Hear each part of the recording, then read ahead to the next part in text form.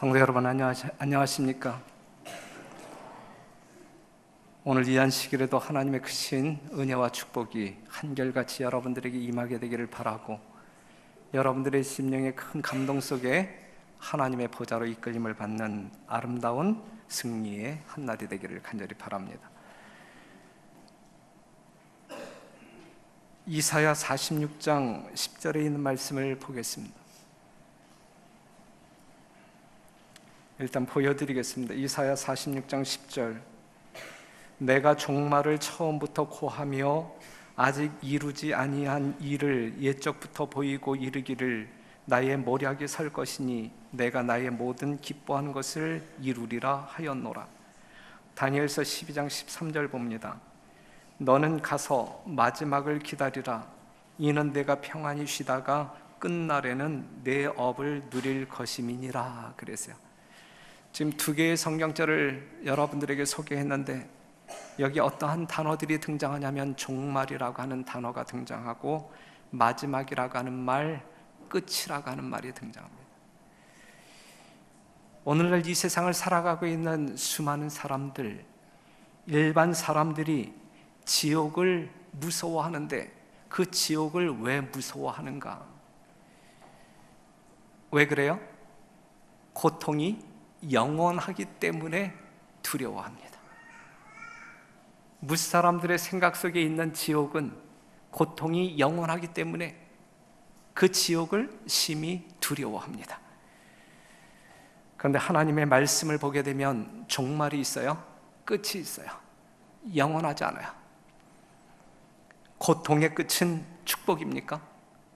고통의 끝은 축복이라 말할 수 있어요. 지구에 종말이 있다는 것은 축복입니까? 이 세상 사는 사람들에게 지구의 종말이라고 하는 사건은 축복이라고 말할 수 있습니다. 마태복음 24장 3절에 있는 말씀을 같이 읽겠습니다. 시작.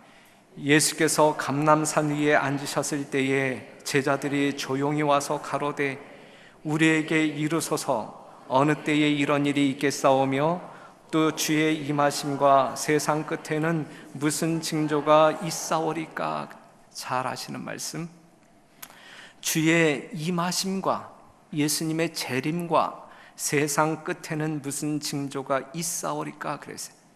이 성경절을 통하여 우리가 분명히 알 수 있는 것은 세상의 끝과 이 지구의 종말과 예수님의 재림은 같은 사건이다라고 하는 사실이죠. 같은 사건, 동일한 사건입니다. 그런데 같은 사건임에도 불구하고 어떤 사람들은 끝을 보고 사는 사람들이 있고 어떤 사람들은 재림을 보고 사는 사람들이 있어요. 여러분들은 끝을 보고 사는 사람들이십니까? 아니면 예수님의 재림을 보고 사는 사람들이십니까? 우리는 분명 예수님의 재림을 보고 사는 사람들이에요. 끝을 보고 사는 사람들의 삶의 모습은 이게 끝이네, 모든 것이 끝났네, 두려움뿐. 그래서 요한계시록 6장 15절에 있는 말씀 보면 땅의 임금들과 왕족들과 장군들과 부자들과 강한 자들과 각 종과 자주자가 굴과 산 바위 틈에 숨어 산과 바위에게 이르되 우리 위에 떨어져 보좌에 앉으신 이의 나치서와 어린 양의 진노에서 우리를 가리우라. 그들의 진노의 큰 날이 이르렀으니 누가 능히 서리요 하더라. 그랬어요. 끝을 보고 사는 사람들은 두려움의 삶을 살 수밖에 없어요. 결국은 두려움으로 끝납니다. 예수님의 재림을 보고 사는 사람들은 어때요? 예수님의 재림이, 예수님을 알지 못하는 사람들은 끝이라고 보는 그 사건이 우리들에게는 새로운 시작일 뿐이에요. 천국의 시작, 영생의 시작, 새로운 시작, 기쁨과 행복과 소망이 가득한 그 시간. 그렇기 때문에 아멘, 주 예수여 오시옵소서, 이렇게 외치고 사는 사람들이 예수님의 재림을 보고 사는 사람들입니다. 이사야 25장 9절 다 같이 시작. 그날에 이르기를 이는 우리의 하나님이시라. 우리가 그를 기다렸으니 그가 우리를 구원하시리로다.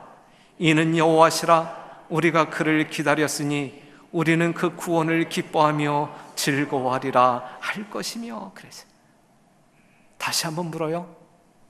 사랑하는 성도 여러분, 여러분들은 끝을 보고 사는 사람들이십니까? 아니면 예수님의 재림을 보고 사는 사람들이십니까? 예수님의 재림을 보고 사는 그러한 여러분들 되어 늘 소망 가득한 기쁨 충만한 생애가 이어지게 되기를 간절히 바랍니다. 재림을 바라보고 사는 여러분들에게 다시 한번 질문합니다. 재림을 보고 사는 성도 여러분, 여러분들은 영생을 기다리십니까? 아니면 예수님을 기다리십니까? 영생을 기다리시나요? 아니면 예수를 기다리시나요? 그게 무슨 차이가 있습니까? 차이가 있을 거예요. 차이가 있을 거예요. 영생을 기다리는 사람은 무엇이든지 판단하는 것이 영생이에요. 먹든지 마시든지 무엇을 하든지 내가 이것을 먹게 되면, 이것을 하게 되면 구원 받을까 못 받을까, 이렇게 재고 측량하면서 다 자유롭지 못한 그러한 삶을 살죠. 예수님을 기다리는 사람은 무엇인지 판단 기준이 예수님이에요. 먹든지 마시든지 무엇을 하든지 예수님을 사랑하니까 하는 거예요. 그러한 삶은 하나님의 뜻을 벗어나지 않습니다. 왜냐하면 사랑은 사랑하는 자를 아프게 하지 않기 때문에. 여러분 모두가 끝을 보는 사람들이 아닌 재림을 바라보는 사람 되기를 간절히 바라고, 여러분들이 진정 예수님의 재림을 바라보고 사는 사람들이라고 하면 예수님을 기다리는, 예수님 없는 영생을 기다리는 사람들이 아니라 예수님을 진실로 기다리는 그러한 주의 종들이 되기를 간절히 바랍니다. 에베소 4장 27절에 있는 말씀 봅니다. 어떠한 말씀이죠? 마귀로, 예수님의 재림을 기다리는 여러분들에게 주시는 말씀, 마귀로 틈을 다시 타지 못하게 하라. 에베소 4장 27절, 마귀로 틈을 타지 못하게 하라 그랬어요. 창세기 6장 14절, 노아 방주가 지어지죠. 마무리를 어떻게 합니까? 너는 잣나무로 너를 위하여 방주를 짓되 그 안에 간들을 막고 역청으로 그 안팎에 칠하라 그랬어요. 틈을 막아라 그랬어요. 틈을 막아라. 출애굽기 2장 2절에서 3절 똑같은 이야기가 나오는데, 그 여자가 잉태하여 아들을 낳아 그 준수함을 보고 그를 석 달을 숨겼더니 더 숨길 수 없이 되매 그를 위하여 갈 상자를 가져다가 역청과 나무 진을 칠하고 아이를 거기 담아 하숫과 갈대 사이에 두고 그랬어요. 노아가 방주를 짓고 난 다음에 마무리, 무엇을 막았어요? 틈을 막았어요. 물샐 틈 없이 틈을 막았어요. 모세를 낳은 요게벳이 갈대 상자를 만든 다음에 뭘 막았어요? 틈을 막았어요. 틈을 막았어요. 만약 노아의 방주가 만들어졌고 그 안에 사람이 들어갔는데 만약 틈이 있었다고 하면 방주 안에 들어가 있었을지라도 그들이 살 수 있었을까? 요게벳이 갈대 상자를 만들어 놓은 다음에 틈을 막지 아니하였다고 하면 이 모세가 생명을 부지할 수 있었을까? 여러분들이 비록 제7일 안식일 예수 재림교회라고 하는 안전한 울타리, 남은 무리 가운데 속했다 할지라도 여러분들에게 틈이 있다고 하면, 마귀가 끼어들 수 있는 틈이 있다고 하면 여러분들의 생명이 안전할까? 아니거든요. 그렇기 때문에 틈새를 뭐하라? 막아라. 마귀에게 틈을 주지 말라. 틈새를 막아라. 예수님과 나와의 관계에 있어서 틈이 생길 때 마귀가 반드시 끼어듭니다. 강동원 전도사와 유기쁨이가 사랑하여 내일 결혼식을 올리지만 그들 사랑 전선에 틈이 생긴다고 하면 문제가 있는 거예요. 지금 신혼을 보내고 있는 임준수와 우리 아내리 양은 틈이 생겼어요? 생기지 않았어요? 아직 생기지 않았다. 오늘 안교 시간에 우리가 특별한 순서를 썼는데 이정섭 장로님과 우리 조신자 집사님 사이에 틈이 있었어요? 없었어요? 아까 틈이 있었다고 그랬잖아요. 틈이 있었지만 그걸 잘 막았어. 그저 잘 막았어. 사랑하는 성도 여러분, 나에게 있어, 여러분들에게 있어 그 틈새가 무엇일까? 하나님과 나 사이에 있어 그 틈새가 무엇일까? 마태복음 16장 18절, 또 내가 내게 이르노니 너는 베드로라, 내가 이 반석 위에 내 교회를 세우리니 음부의 권세가 이기지 못하리라. 그래서 틈새가 없는 믿음을 가지고 있어요. 마태복음 7장 24절에서 27절 같이 성경을 펴도록 하겠습니다. 마태복음 7장 24절 27절.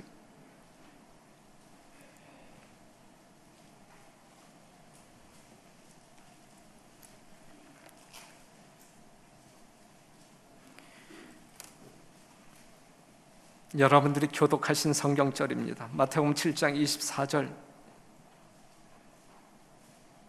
같이 한번 읽겠습니다. 다시 시작. 그러므로 누구든지 나의 이 말을 듣고 행하는 자는 그 집을 반석 위에 지은 지혜로운 사람 같으리니 비가 내리고 창수가 나고 바람이 불어 그 집에 부딪히되 무너지지 아니하나니 이는 주초를 반석 위에 놓은 연고요. 나의 이 말을 듣고 행치 아니하는 자는 그 집을 모래 위에 지은 어리석은 사람 같으리니 비가 내리고 창수가 나고 바람이 불어 그 집에 부딪힘에 무너져 그 무너짐이 심하니라. 그랬어요. 반석 위에 지었느냐 모래 위에 지었느냐, 다시 말해서 틈새가 있느냐 없느냐, 그 차이입니다. 틈새가 무엇일까? 말씀이 아닌 것, 그건 틈입니다.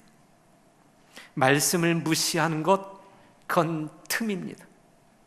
아주 작은 부분일지라도 대수롭지 않게 여기는 것, 그것은 예수님과 우리 사이를 갈라놓는 틈새일 수밖에 없고 마귀가 끼어들 수밖에 없는 틈새일 수밖에 없는 것입니다.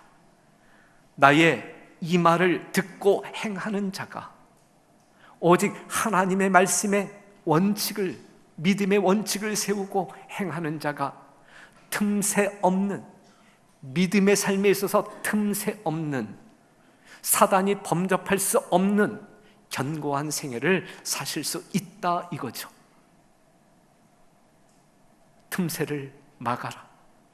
우리가 어디로 돌아가면 될까요? 말씀으로 돌아가야 된다. 말씀의 원칙으로 돌아가야 된다, 이 말씀입니다.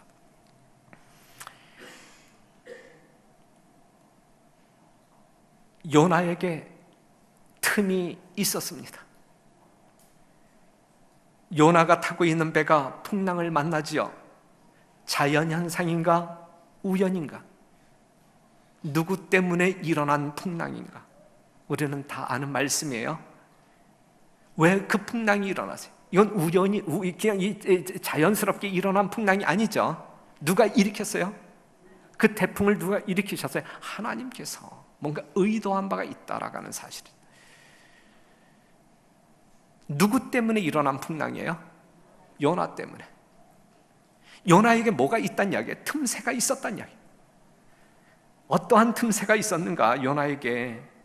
요나는 지금 가야 할 길을 가고 있나요? 가야 할 길이 분명히 있는데 가야 할 길로 가지 아니하고 가지 말아야 할 길로 갔어요. 이게 틈새죠. 이게 틈새. 지금 요나는 해야 할 일을 했나요? 해야 할 일이 분명히 있음에도 불구하고 해야 할 일을 하지 않았다. 그게 틈새죠. 사랑하는 성도 여러분, 요나는 가야 할 길을 가지 않고 해야 할 일을 하지 않았어요. 그래서 그 풍랑이 일어난 거예요. 우리 별내교회도 이 같은 일을 경험할 수 있어요. 별내교회라고 하는 이 배가 견고한 것 같지만 위험에 빠질 수 있어요. 우리가 뭐 할 때, 요나처럼 살 때, 가야 할 길로 가지 아니하고 해야 할 일을 하지 아니할 때 이 배는 큰 풍랑을 경험할 수 있어요. 그렇다고 하면 여러분들이 가야 할 길은 어떤 길이고 해야 할 일은 무엇인가? 가야 할 길, 요즘 여러분들이 교과 시간에 베드로서를 공부하고 있는데 베드로전서 2장 21절, 이를 위하여 너희가 부르심을 입었으니 그리스도도 너희를 위하여 고난을 받으사 너희에게 본을 끼쳐 그 자취를 따라오게 하려 하셨느니라. 여러분들이 가야 할 길은 어떠한 길이에요? 예수님께서 가신 길. 그 길이 고난의 길일지라도 예수님께서 가신 그 길 따라갈 때 거기엔 뭐가 있어요? 생명이 있는 거예요. 거기엔 안전한 포구가 있는 거예요. 맞습니까? 여러분들이 가야 할 길이 있다고 하면 예수님께서 가신 그 길을 가야 한다는 말씀이죠. 해야 할 일은 뭡니까? 우리가 해야 할 일은 뭡니까? 요한복음 17장 4절, 예수님께서 말씀하시기를 아버지께서 내게 하라고 주신 일을 내가 이루어 아버지를 이 세상에서 영화롭게 하였사오니, 아버지께서 내게 하라고 주신 그 일을 해야 되는 거예요. 그 일을 해야 돼요. 맞습니까? 맞습니까? 지난 안식일 저희들은 이웃초청 안식일로 시간을 보내요. 저는 정말 여러분들의 정말 부릅뜬 눈을 보게 될 때, 뭔가 이 열정적인 눈을 보게 될 때 1000명이 무사히 그냥 이렇게 패스할 거라고 생각했었는데 723명이, 하지만 여러분들의 심령 가운데 끊임없이 노력했음에도 불구하고 723명이 모인 것이기에 우리 하나님께서는 이미 여러분들의 노고로 영광을 받으셨으리라 생각되어져요. 전혀 문제가 없는 지난 안식일이었습니다. 1000명이 차지 아니하였을지라도, 담임 목사가 꿈꾸었던 1000명이 차지 아니하였을지라도 우리 하나님께서 함께 영광을 받으셨던 안식일이라고 틀림없이 생각합니다. 돌아오는 목요일 뭐예요? 전도회, 전반기 전도회. 미니 전도회니까 여러분들이 아주 하찮게 여기시는 것 같은데, 미니 전도회 강사라고 하니까 아주 거들떠보지도 않는 것 같은데, 이 전반기 전도회, 2017년도 전반기 전도회, 여러분들이 품고 있는 영혼들을 모시고 와서 예수님을 소개하는 아름다운 성회, 25일 금요일 저녁 7시 반부터 이 본당에서 열립니다. 모시고 와야 되겠죠. 이웃 초청 안식일 날 모시고 오지 못한 손님들 모시고 와야 되겠죠. 네, 그래서 여러분들이 모시고 올 수 있도록 이렇게 초청장을 하나 만들어서 여러분들에게 2장도 아니고 1장씩 드릴 거예요. 1장. 요것은 어떻게 사용하면 되냐면 이거 스티커를 붙여놨기 때문에 여기에 무슨 내용이 들었나 궁금해서 뜯어보지 마시고 그냥 이렇게 덮여져 있는, 여러분들에게 드리는 대로 받으셔가지고 여러분들이 보낼 사람에게 이 겉봉투 이쪽 이 하단 부분에다가 그 사람의 이름을 적어서 친히 가서 전달해 주시면 되는 거예요. 그러면 여러분들이 이 안에 들어있는 이 궁금증을 어떻게 해결할 것인가, 제가 읽어드리겠다 이거예요. 지금 이 시간에 제가 읽어드리는데, 초청의 글. 자, 초청의 글. 실록의 틈새에서 새어나오는 향기로운 꽃내음이 우리의 지친 마음을 달래줍니다. 기똥차지 않아요, 문장이? 그렇죠? 그 다음에 불확실한 당신의 인생을 확실한 인생으로 바꾸어 드릴 말씀의 향기를 나누고자 소중한 당신을 초청합니다. 괜찮지 않아요? 전해주고 싶은 마음이 있어요, 없어요? 전해주자 이거죠. 오늘 1장씩 더도 말고 덜도 말고 한 장씩 받아가는데, 이거 만약에 여러분들이 집에 가져가서 그냥 다른 사람에게 나누어주지 아니하고 그냥 이렇게 집에다 둘 경우에는 요번 안식일이 지나기까지 흔적을 없어주세요. 불에 태워버리든지, 하여튼 여러분 집에 있다가 제가 여러분들의 가정을 방문해서 이것이 있다고 하면, 발견이 되어진다고 하게 되면 다시는 여러분들의 얼굴을 보지 아니할 것입니다. 이걸 가지고 가시면 반드시 활용하셔야 돼요. 이건 재활용이 안 되는 거예요.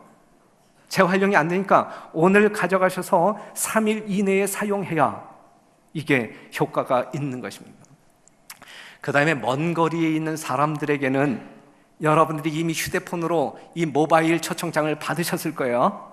그 모바일 초청장을 여러분들이 보내주시면 여러분들의 임무는 끝나는 거예요. 그 사람들이 교회에 오고 안 오고는 이제 하나님께서 하실 일이에요. 여러분들은 요거 한 장 보내주고 모바일 초청장 보내주면 되는 거예요. 아셨죠? 그 일을 해야 틈새가 없어진다라고 하는 사실이죠. 요나는 그 일을 안 했기 때문에 틈새가 있음으로 말미암아 생명의 위협을 느끼게 된 것입니다. 그래서 결국은 그 풍랑 문제를, 그 위기에서 벗어나고자 이제 이게 누구 때문에 이 풍랑이 일어났을까 해갖고 거기 배에 탄 사람들이 제비 뽑겠는데 누가 뽑혔어요? 요나가 뽑혔어요. 분명 그 풍랑은 누구 때문에 일어난 거예요? 요나 때문에. 왜? 가야 할 길을 가지 않고 해야 할 일을 하지 않았음으로 말미암아 벌어진 틈새에 이제 위협이 들어오게 된 것이거든요. 요나서 1장 11절에 있는 말씀 보면, 바다가 점점 흉흉한지라 무리가 그에게 이르되 우리가 너를 어떻게 하여야 바다가 우리를 위하여 잔잔하겠느냐. 그가 대답하되 나를 들어 바다에 던지라. 그리하면 바다가 너희를 위하여 잔잔하리라. 너희가 이 큰 폭풍을 만난 것이 나의 연고인 줄을 내가 아노라 하니라 그랬어요. 그 바다에 일어난 그 폭풍이 누구 때문이었다고요? 지금 요나가 뭐라고 대답했어요? 이 폭풍이, 일어난 폭풍이 누구 때문이라고 그랬어요? 요나가 뭐라고 대답했어요? 나 때문이다, 나 때문이다. 분명히 너 때문이라고 이야기하지 않았어요. 나 때문이라고 이야기하세요. 사랑하는 성도 여러분, 별내교회 성도 여러분, 이 교회에서 일어나고 있는 수많은 문제들 누구 때문에 일어나? 너 때문에 일어나요? 아니면 나 때문에 일어나요? 나 때문에. 담임 목사인 나 때문에 일어나는 거예요. 여러분들 때문에 일어나는 것이 아니라 나 때문에 일어나는, 나 때문에. 요나는 분명 나 때문이라고 이야기했어요. 나 때문. 그럼 어떻게 해야 하는가? 어떻게 해야 하는가? 바다에 던지라. 죽어야지. 그런 사람은 죽어야지. 그렇죠? 죽어 마땅하죠. 죽어 마땅. 잘못이 무엇인지 아는 요나, 살려달라고 애원하지 않고 책임을 집니다. 바다에 던져져 죽습니다. 살아있는 자아가 뭐 해야 한다는 이야기예요? 죽어야. 살아있는 자아가 죽어야 문제가 풍랑을 치지 아니하고 잔잔해지는 거예요. 너 때문이라고 이야기할 땐 풍랑이 치지만 나 때문이라고 할 때, 그리고 내 자아가 죽을 때 그 풍랑은 잔잔하게 되는 것이거든요. 자아가 죽을 때 틈이 메꾸어지는 거예요. 자아가 죽을 때. 사랑하는 성도 여러분, 마귀에게 틈을 주지 말라 그래요. 자아가 죽고 예수님이 살게 하라 이것이죠. 그럴 때 틈은 막히는 거예요. 요나가 그 틈을 막습니다. 요나서 3장 2절에서 6절에 있는 말씀, 일어나 저 큰 성읍 니느웨로 가서 내가 내게 명한 바를 그들에게 선포하라 하신지라. 요나가 여호와의 말씀대로, 누구의 말씀대로? 여호와의 말씀대로 일어나서 어디로 갔어요? 다시스로 갔어요? 아니면 니느웨로 갔어요? 하나님이 가라고 한 곳으로 가는 거예요. 그렇죠. 그 다음에 4절, 요나가 그 성에 들어가며 곧 하룻길을 행하며 외쳐 가로되. 지금 뭐 하고 있어요? 할 일을 하고 있는 거예요. 누가 하라고 한 일을? 하나님께서 하라고 한 일을. 사랑하는 성도 여러분, 가야 할 곳으로 갑니다. 누가? 요나가. 가야 할 곳으로 가야 합니다. 누가? 여러분들이. 해야 할 일을 하고 있어요. 누가? 요나가. 우리는 해야 할 일을 해야 합니다. 맞습니까? 사랑하는 성도 여러분, 여러분들은 가야 할 길이 분명하잖아요. 그 길로 가시겠습니까? 가시는 여러분, 해야 할 일을 해야 합니까? 그렇게 하시는 여러분과 제가 되기를 간절히 바랍니다. 니느웨는 극히 큰 성읍이므로 3일 길이라 그랬어요. 니느웨는 큰 성이었어요. 요나는 그 큰 성을 대하여 홀로 섭니다. 4절, 요나가 그 성에 들어가며 곧 하룻길을 행하며 외쳐 가로되 40일이 지나면 니느웨가 무너지리라 하였더니 그랬어요. 성도 여러분, 3절을 보게 되면 그 니느웨 성이 크기 때문에 며칠 길이라 그랬어요? 3일 길이라 그랬어요. 그런데 4절에 있는 말씀을 보게 되면 요나가 이제 일을 하는데 얼마 동안 하룻길을 행하며 외쳐. 그랬을 때 어떠한 역사가 일어나냐면 니느웨 백성이 하나님을 믿고 금식을 선포하고 물론 대소하고 굵은 배를 입은지라. 그 소문이 니느웨 왕에게 들림에 왕이 보좌에서 일어나 조복을 벗고 굵은 배를 입고 제에 앉으니라 그랬어요. 3일 길의 도성을 회개시키는데 며칠이 걸려요? 예? 3일 길의 큰 도성 니느웨를 남녀노소 무로 대소하고 모든 사람들을 회개시키는데 며칠 걸렸어요? 하루 걸렸어요. 이거 이상하지 않아요? 3일 길의 큰 도성인데 회개시키는 데는 하루밖에 걸리지가 않았단 말이죠. 하루길의 사역이었다. 무엇을 상상할 수 있을까요? 우리는 두 가지로 상상할 수 있을 거라고 생각이 되어지는데, 걸어서 3일 길이지만 이 요나가 얼마나 뛰어다니며 외쳤길래 하루 사이에 온 도성의 사람들이 회개했을까?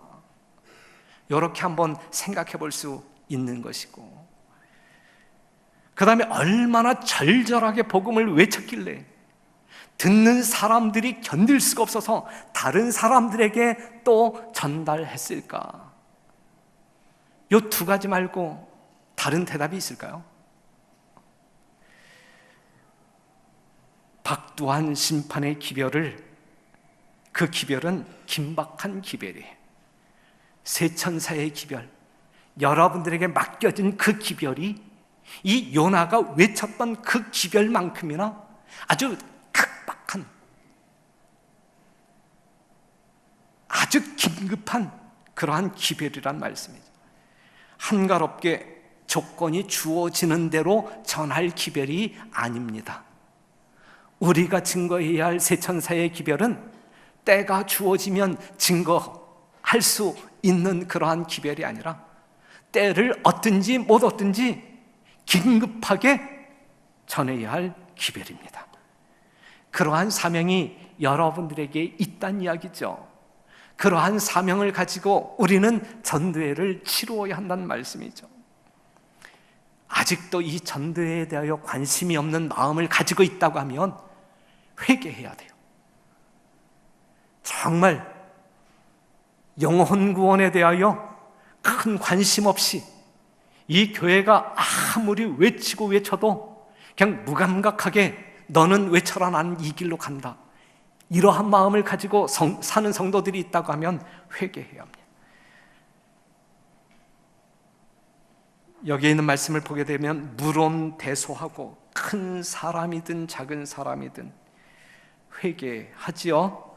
왕이 조복을 벗고 베옷을 입고 잿더미에 앉아 회개하는 역사가, 짐승들마저도 금식하며 회개했다고 그 다음 성경절에 나옵니다.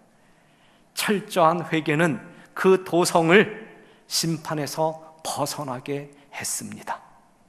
사랑하는 성도 여러분, 우리는 무엇을 회개해야 할까? 니느웨 도성은 40일로 기약되었던 그 심판이 왕부터 어린 아이에 이르기까지 회개함으로 말미암아 그 심판을 벗어났는데, 그 위험한 틈새를 막았는데, 오늘 우리는 무엇을 회개해야 할까? 회개할 거리가 생각나거든 내일로 미루지 마시고 오늘 회개하시는 여러분과 제가 되기를 간절히 바랍니다. 요나에게는 또 다른 틈이 있었어요. 또 다른 틈이 있어요. 요나서 4장 2절에 있는 말씀을 같이 읽겠습니다. 시작. 여호와께 기도하여 가로되, 다 같이 시작. 여호와께 기도하여 가로되, 여호와여, 내가 고국에 있을 때에 이러하겠다고 말씀하지 아니하였나이까? 그러므로 내가 빨리 다시스로 도망하였사오니 주께서는 은혜로우시며 자비로우시며 노하기를 더디하시며 인애가 크시사 뜻을 돌이켜 재앙을 내리지 아니하시는 하나님이신 줄을 내가 알았음이니이다. 그랬어요. 요나는 하나님의 성품에 대해서 정확히 이해를 했습니까? 그렇죠. 예. 모세가 만났던 하나님을 이 요나는 그대로 이해하고 있었어요. 은혜로우시며 자비로우시며 노하기를 더디하시며 인애가 크시며 뜻을 돌이켜 재앙을 내리지 아니하시는 하나님인 줄 내가 아나이다. 여러분들도 여러분들의 하나님을 이렇게 아시죠? 예, 요나가 알았던 그 하나님, 지금 이 시간 우리 가운데 계십니다. 그런데 요나는 이러한 올바른 신앙관을 가지고 있었음에도 불구하고 그렇게 살지 않았어요. 그렇게 살지 않았어요. 4장 3절에서 4절에 있는 말씀 보면, 여호와여, 원컨대 이제 내 생명을 취하소서. 사는 것보다 죽는 것이 내게 나음이니이다. 여호와께서 이르시되 너의 성냄이 어찌 합당하냐 하시니라. 그랬어요. 너의 성냄이 어찌 합당하냐. 분명 요나가 알고 있었던 하나님은 은혜로운 하나님, 재앙을 돌이키시는 하나님으로 이해했었거든요. 그런데 지금 요나가 성내고 있거든요. 성내는 이유가 뭐예요? 니느웨 성이 심판받을 줄 알고 구경하기 위하여 올라갔었는데 심판이 임했어요? 임하지 않았어요? 임하지 않았다. 그것 때문에 열이 난 거예요. 그것 때문에 열이 난 거예요. 우리 하나님은 재앙에서 돌이키시는 사랑의 하나님이다라고 하는 사실을 알면서, 그렇죠?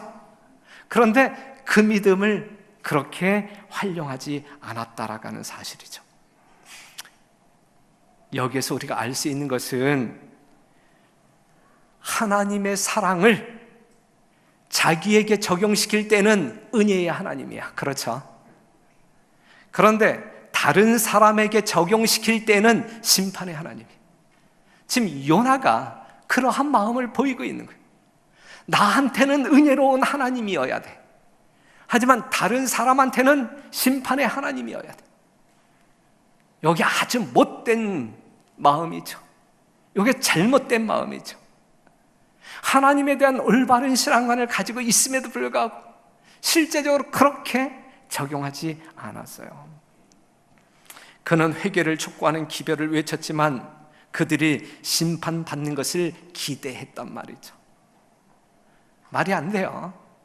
여러분들 마음 가운데 이러한 마음이 있다고 하면 안 돼요.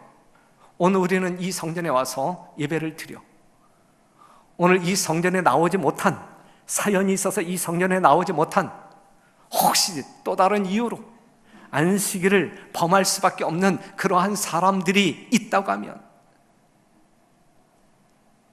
여러분들의 마음은 그들을 향하여 어떤 마음을 가져야 할까? 요나서 4장 5절에 있는 말씀, 요나가 성에서 나가서 그 성 동편에 앉되 거기서 자기를 위하여 초막을 짓고 그 그늘 아래 앉아서 성읍이 어떻게 되는 것을 보려 하니라. 심판을 구경하고자 하는 이 요나, 못된 요나야. 사단이 들어갈 수 있는 틈바구니가 아주 넓은 마음을 가지고 있었어요. 그래서 하나님이 한 말씀 하잖아요. 성냄이 어찌 합당하냐. 11절, 하물며 이 큰 성읍 니느웨에는 좌우를 분변치 못하는 자가 12만여 명이요 육축도 많이 있나니 내가 아끼는 것이 어찌 합당치 아니하냐. 너는 박넝쿨을 아꼈는데 12만 명의 죽어가는 영혼을 아끼는 것이 합당치 아니하냐. 이렇게 나무라고 있는 것이거든요. 사랑하는 성도 여러분, 우리가 이 성전 안에서 교회 생활하게 될 때 우리는 조금만 불편해도 우리는 불평불만합니다. 하지만 이 교회 밖에 수많은 영혼들이 사경을 헤매면서 고통 중에 있어요. 우리는 그 영혼들을 생각해야 되지 아니할까. 사랑하는 성도 여러분, 요나의 마음은 이랬단 말이죠. 반대되는 마음, 모세. 출애굽기 32장 30절, 이튿날 모세가 백성에게 이르되 너희가 큰 죄를 범하였도다. 내가 이제 여호와께로 올라가노니 혹 너희의 죄를 속할까 하노라 하고 여호와께로 다시 나아가 여짜오되 슬프도소이다. 이 백성이 자기들을 위하여 금신을 만들어 싸우니 큰 죄를 범하였나이다. 그러나 합의하시면 이제 그들의 죄를 사하시옵소서. 그렇지 않사오면 원컨대 주의 기록하신 책에서 내 이름을 지워버려 주옵소서. 요나는 니느웨 성을 심판하지 않았다고 불평불만을 하지만 모세는 큰 죄를 범한, 그래서 하나님이 쓸어버리겠다라고 작정하신 그 백성들의 생명을 구하기 위하여 하늘 생명책에 기록한 자기의 이름을 지워달라고 울부짖고 중보하고 있는 것입니다. 사랑하는 성도 여러분, 요 성경절에 나와 있는 요나로 사시겠습니까? 아니면 이 성경절에 나와 있는 모세로 사시겠습니까? 우리는 어떻게 살아야 마땅할까? 모세처럼 살아야 마땅하지 아니할까?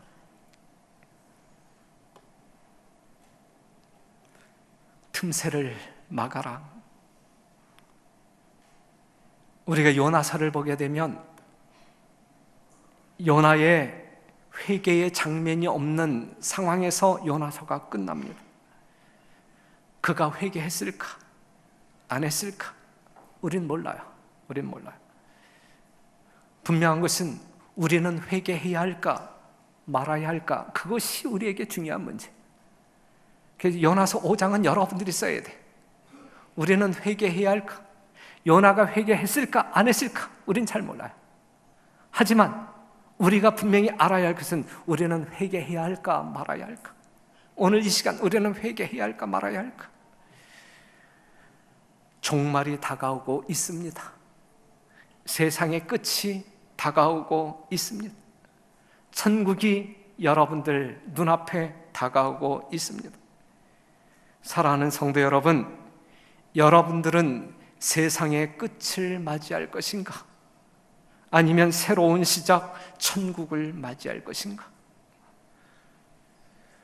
오늘의 여러분들의 상태가, 그 상태가 어떠하든지 오늘의 여러분들의 상태가 그것을 결정할 것입니다.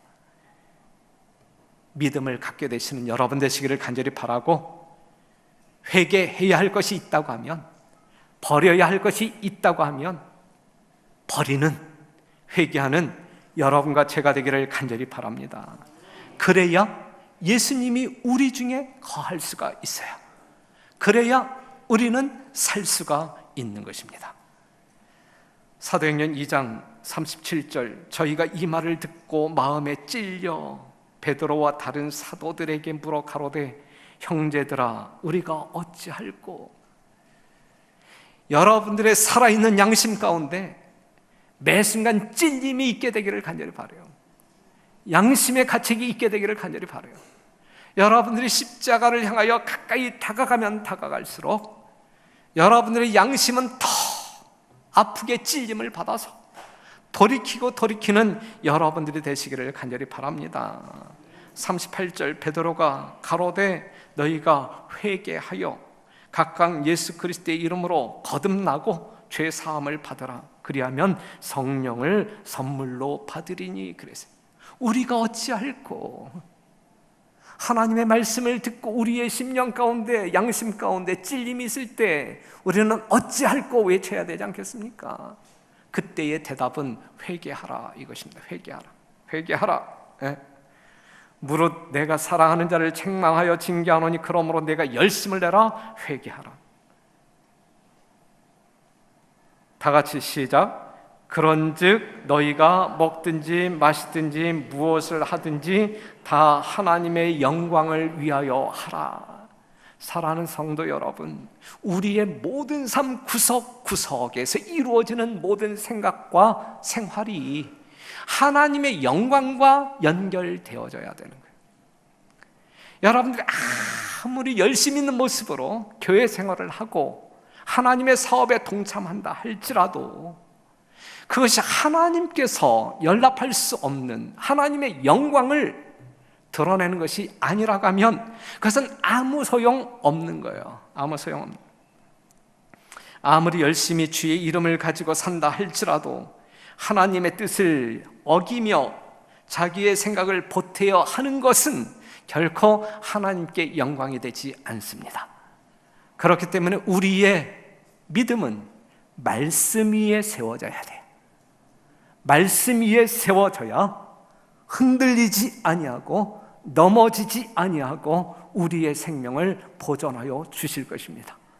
이러한 믿음이 여러분들에게 있게 되기를 간절히 바라고 부디 마귀에게 틈을 주지 아니하는 거룩한 성도의 삶을 살게 되시기를 간절히 바라면서 정말 그러한 삶을 이번 전도회를 통하여 또한 앞으로 우리에게